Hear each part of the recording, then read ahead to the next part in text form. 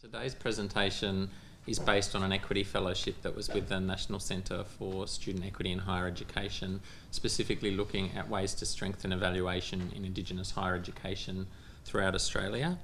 As part of that, I had the privilege of being able to work with people such as Kellie and Kim and also Fiona to support elements of that particular fellowship.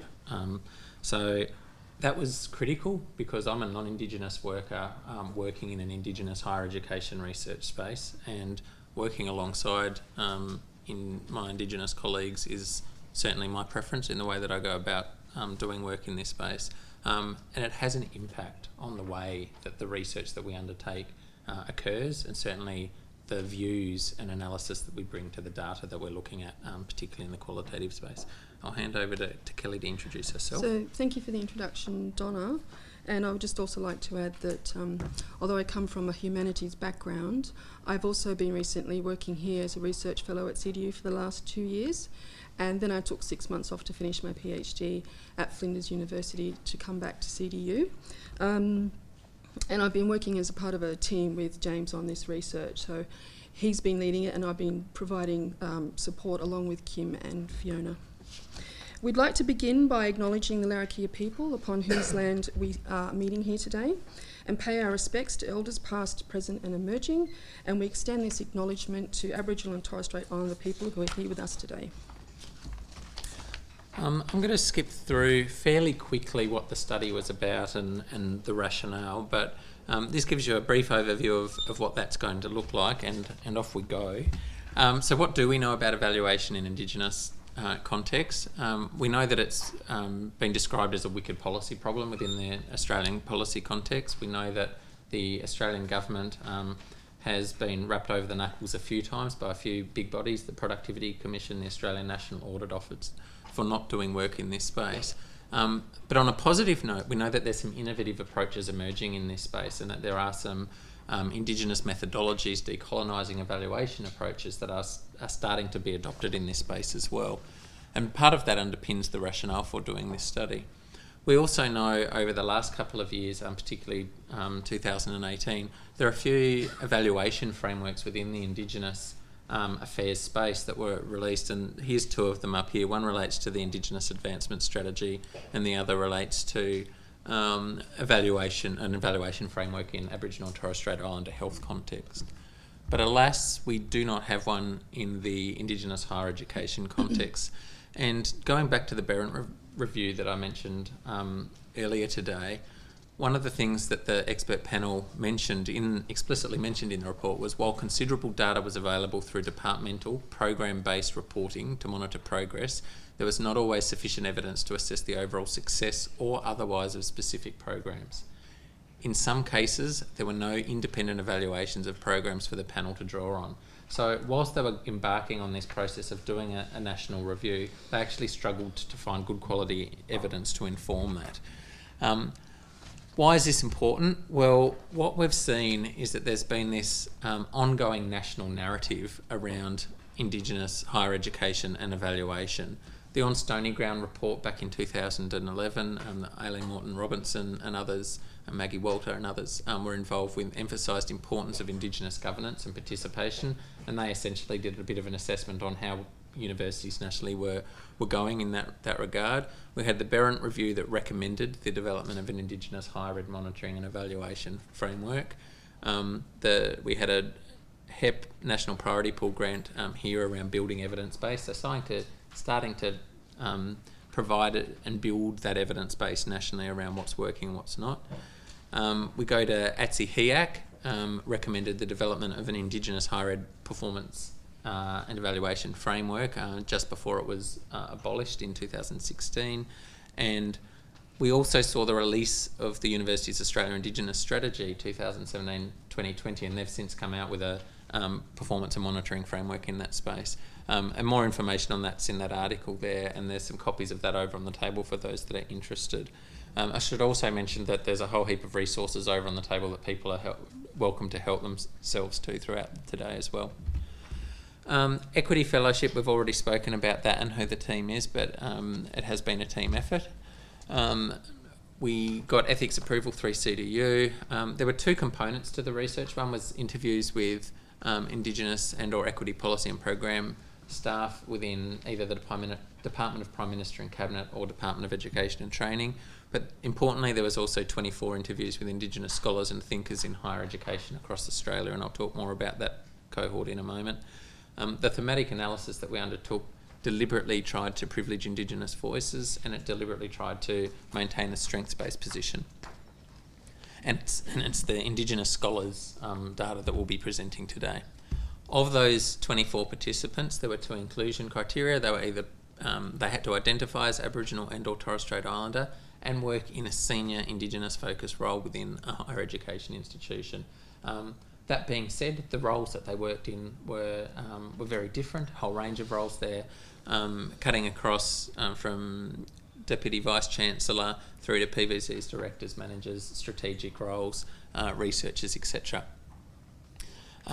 Importantly, the average time that this cohort, or certainly 17 of the 24, had worked in the sector was 17 years.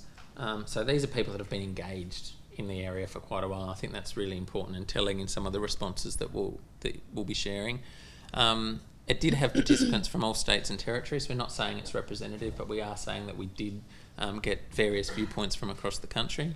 And you will note that when we present the qualitative data, that in some instances we're using people's real names, and in other instances we're using pseudonyms, and that was up to the participant as well. So you'll see some prominent Indigenous scholars' names pop up there as well. Importantly, to give you an idea of the participant pool, they've come from a range of regions and or language groups across Australia, and there's an example of a few that were mentioned by those that were prepared to mention that as part of the study. In terms of the thematic analysis, there were three overarching themes, one around conceptualising evaluation as a broad term, another one around greater appreciation of qualitative evidence, and we've heard that come out a few times today already in some of the presentations, and the third one was towards greater accountability, and that was accountability of government and universities, and particularly executives within universities as well, but also accountability back to community as well. We won't go into that today. We're going to do a deeper dive into the 14 enablers and drivers of quality evaluation, and in fact we're actually going to do a deeper dive into 6 of those that were mentioned, which relate to one of the 3 domains of control. And when we're talking of domains of control, essentially when we did the analysis, we found there were some that fell into Indigenous control, some into government control, and some into university control. And with that focus around a strengths-based focused and privileging Indigenous voices, we're going to look at sort of the Indigenous control aspects today, and I'm going to hand it over to Kellie now to walk us through that. Do you want to? Oh, sorry, and these were within that Indigenous control. Those first 6 enablers and drivers are those that we're going to be talking about today. So I will now hand it over to Kellie, but we won't be talking about from 7 to 14 today. Thanks. And if you've got any questions based on that first part of the talk, just save them for the end of the talk. So I'll just read out some of the direct quotes, actually, that some of the participants in the study gave in the research, and it's giving privilege to their voice, if you like. It's giving their perspective, and then relating that to the key theme. So each key theme as we go through. So the first one was about one of the themes, developing and prioritising cultural competence. And Grace talks about how difficult it is in this quote if you can't offer people a culturally safe study and work environment and expect them to compromise something about their cultural integrity to such a point that it has no relevance at all to our people, and that this is why the whole concept of cultural competence is very critical to research, to teaching, to students, to support, to engagement, to partnerships and pathways. By pointing that out, Grace is actually, where's the next one? This one. Just highlighting some of the supportive points in the literature about that. The whole issue of cultural competence is relatively new in the university sector. It's not new for students in the sector, but I think it's new for the teaching and other people in the university sector. And it's a core area of skill base that needs to be taken up.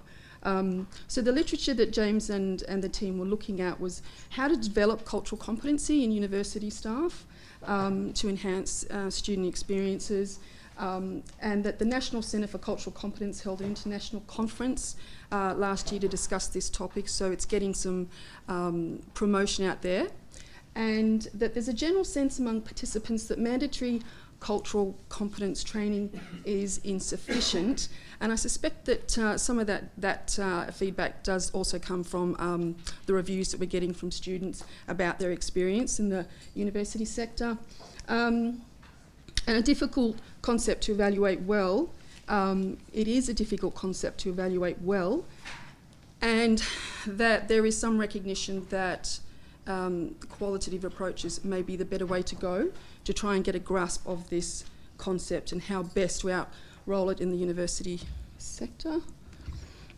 The second point in the 6 points, growing Indigenous leadership.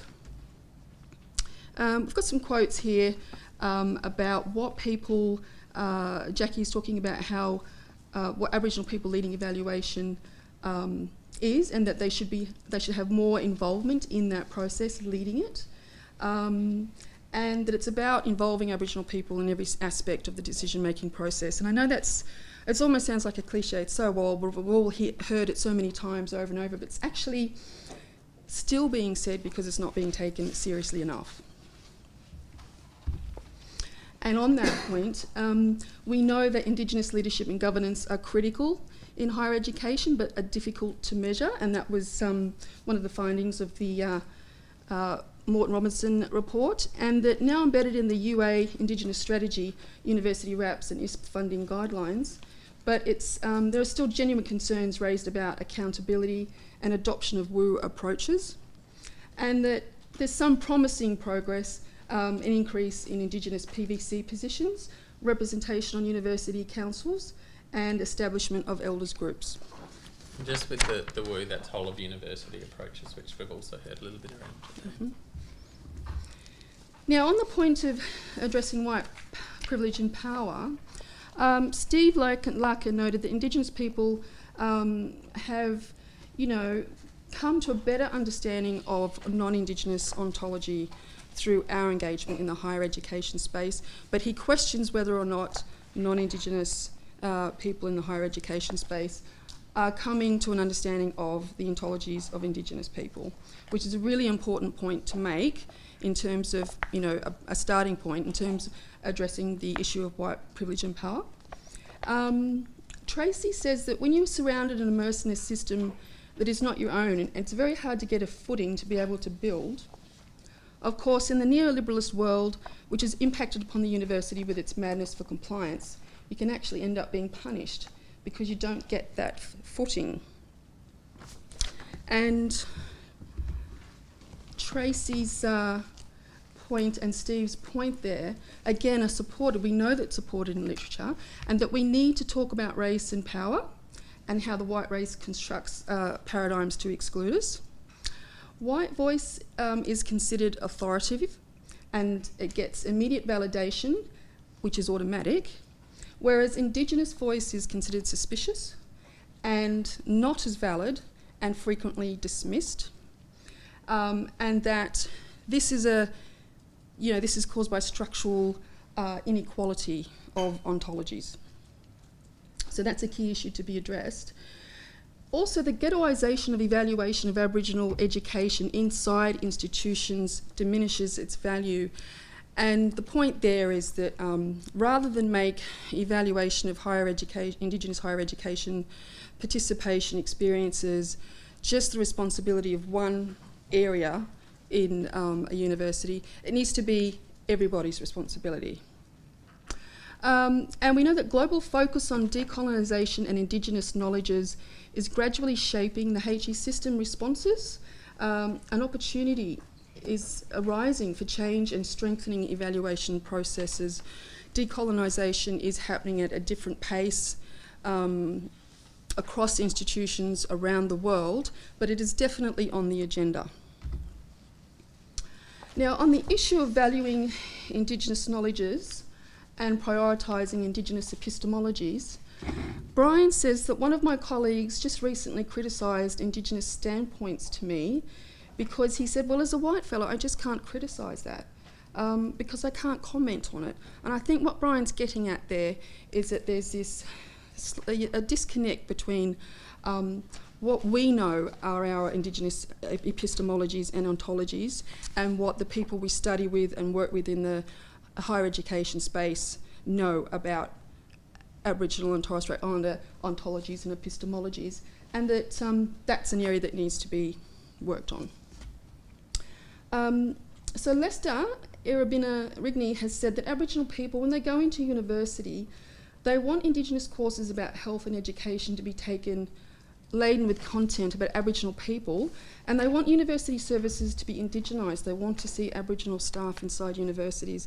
And this is a call from Lester about Indigenising the workforce, essentially, in the higher education space, which is also a way to promote to potential students to come to university and study. It makes the environment seem more accessible and more culturally safe. So we know from literature that there is a growing recognition about Indigenous knowledges, that they're important for guiding research, curricular development and teaching activities of universities. More universities are recognising the importance of Indigenous epistemologies and ontologies to research approaches, particularly in funded research, grounded research, applied research, but also in theory. And we know that the emergence of decolonising and Indigenous research methodologies is helping in ways to reshape thinking in the higher education sector. And again, that's one of those opportunities that could come out of collaborating with Indigenous people in the higher education sector to indigenise research, teaching and learning. And we know that there's an opportunity to value, harness and adequately compensate Indigenous staff for the expert knowledge they bring to the higher education sector. In other words, directly linking to investing in Indigenous workforce, which is something that's ongoing. Now, to the second last point, embracing political challenges as opportunities. Ursula has said that, you've got a change in government every 4 years, and that because of that 4-year cycle, that raises issues in terms of trying to get traction, okay, with some new approaches. And Amber has said that if you actually look at things like Closing the Gap report, it's been shown that the report has dismally failed in almost every area. And now higher ed was not even in the Closing Gap report, and yet we have increased levels of Indigenous higher education participation over that time without a national priority focus on it. So imagine what we could do if there was one. And that's just pointing out the fact that in spite of government not investing more resources in the Indigenous participation in Closing the Gap aspect of the government's responsibilities, students are still enrolling and still participating in a higher education. And the point of it is that Indigenous higher education is susceptible to ongoing policy change. And that's one of the points in that first quote there about the fact that every 4 years there's there's a change of government. It affects continuity of policy. And the separation of policy and program functions between departments like Department of Prime Minister Cabinet and Department of Education and Training, and the recent amalgamation of equity and Indigenous higher education policy within Department of Education and Training were heavily criticised by Indigenous scholars because, again, it comes back to that ghettoisation issue. Indigenous participation and all the issues that arise from it in the higher education sector needs its own government section. It needs its own government department, not to be spread across several areas. And the new ISP, is that the funding? Yep. The new ISP, HEP and UA Indigenous strategy were seen as opportunities to leverage change. Again, it gives us some guiding principles, where to start, how to proceed, how to progress. and that the NATSI considered an important voice for leading positive change at that level is the Indigenous leadership from the the Indigenous scholars in this space. Can I just add that with the ISP and HEP, so just so people are really clear, that ISSP funding sits within Prime Minister and Cabinet, and the HEP funding sits within Department of Education and Training. So it means that the Indigenous higher ed sector are negotiating with two large government departments around the work that's going on in this space. But that was, whilst there was concerns around that split between two departments, there was also this notion of, well, this creates opportunities. We've got two different policy environments that we can, or funding environments that we can play in to have discussions around what will work in our sector. And did I go on to the next one? Okay, so we come to the last point, which is the recognition of sovereign rights. And David mentioned that we're not a part of the equity community. Our rights and freedoms stem on our sovereignty, which is something totally different than the notion of trying to create a more equitable society. David pointing out there that, from his point of view, Indigenous participation raises issues in and of itself, which is not the same as participation issues that arise from other recognised equity groups, and that therefore Indigenous participation should have its own support and recognition. And Zach mentioned that as a First Nations person, as a sovereign person, it should be at the centre rather than within equity. The simple locating of Aboriginal businesses in equity means we're not equal, yet it's a fundamental human right. So Zach and David, they're pointing out that actually Indigenous students in the higher education sector, being sovereign people, First Nations people, we have a different status than other students in the equity sector within the higher education space. And we know that on that point, a general viewpoint that sovereignty is a concept poorly understood in higher education contexts, and it's often confused with equity. Again, it comes back to the point that there needs to be more awareness raising around what sovereign rights are and what is data sovereignty, and then the application of that in terms of how do we then use that to improve the evaluation processes, and at the same time recognise it as a separate issue. Now, increasingly important in relation to Indigenous data sovereignty, this recognition is becoming much more to the fore.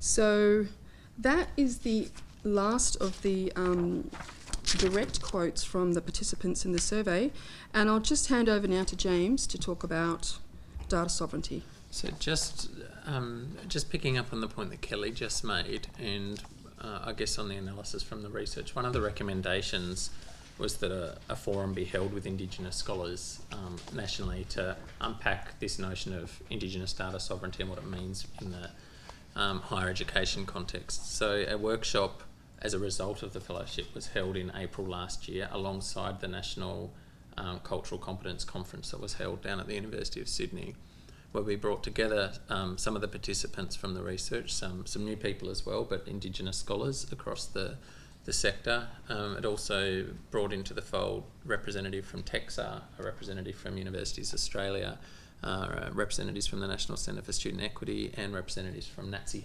as well, to have a bit of a more detailed discussion around that. I won't go into the detail there, but this is a diagram that's been developed, and there's a report that's available on the NESHI website as well that goes into more detail around that, which gives some further guidance, I guess, to what this looks like. There's also some copies over on the table as well. But going back to the fellowship and the recommendations, one of the key recommendations was actually to prioritise the development of a national Indigenous higher ed performance and evaluation strategy. Whatever you want to call it, performance monitoring and evaluation strategy, the reality is this is the third recommendation in a national report in 6 years, because there's nothing that has been done in this space formally yet. It was quite sexy at the time that we were doing the report in terms of the refresh of closing the gap, and there are a number of people that spoke about actually there's a suite of higher education indicators that could be included within closing the gap, and at the moment there's not. You've got Year 12 completions, I think it is, and then there's participation in work or employment, but there's nothing within the higher ed space, so potentially there could be an opportunity there. Stories and narratives explicitly incorporated into reporting, and particularly in impact and outcome focused Indigenous higher education work. They weren't dismissing quantitative research and or data. I want to make that really clear. What they were saying is that doesn't have the meaning it needs or the context if there's not that qualitative, if there's not the narrative to go with it. And that actually that's an opportunity to develop innovative qualitative evaluation strategies, particularly those that are aligned with decolonising approaches, consistent with some of the work that's happening in Indigenous research spaces. Accountability I spoke about earlier, and that's a shared responsibility. Performance measures relating to whole of university approaches to Indigenous higher ed should be embedded in senior exec contracts and regularly reviewed. The Indigenous scholars were very clear on that in the way that they spoke about that. Expand the scope of Indigenous focused higher education accreditation standards. So there's some discussion going on, and there's some recommendations in the report around work between NATSI HEC and TEXA, and I'm really pleased to say that actually they've now got an MOU in place and they're starting to work quite closely together to flesh some of this stuff out a little bit further, bearing in mind that NATSI HEC also has links to WINHEC, which is the World Indigenous Nations Higher Education Consortium, which has its own cultural accreditations process, of which Bachelor is the only one that has institutional accreditation in Australia, and University of Newcastle has accreditation as a program for the Wallateeka Institute, but not for the entire university. Parallel capacity building, so we need to be building capacity of evaluation, knowledge and skills, but at the same time focusing on Indigenous leadership and governance, and that those two things hand in hand are really important. Invest in the enablers and drivers, as we've mentioned there's 14 of them and they're listed in the report. And that an Indigenous higher education unit be established in the Australian government separate to equity units, but to try and prevent ghettoisation at the same time. So actually it's an important space based on sovereignty, as we've heard, but let's have let's make sure that is sitting alongside and has its own space within that policy context. I do want to acknowledge people.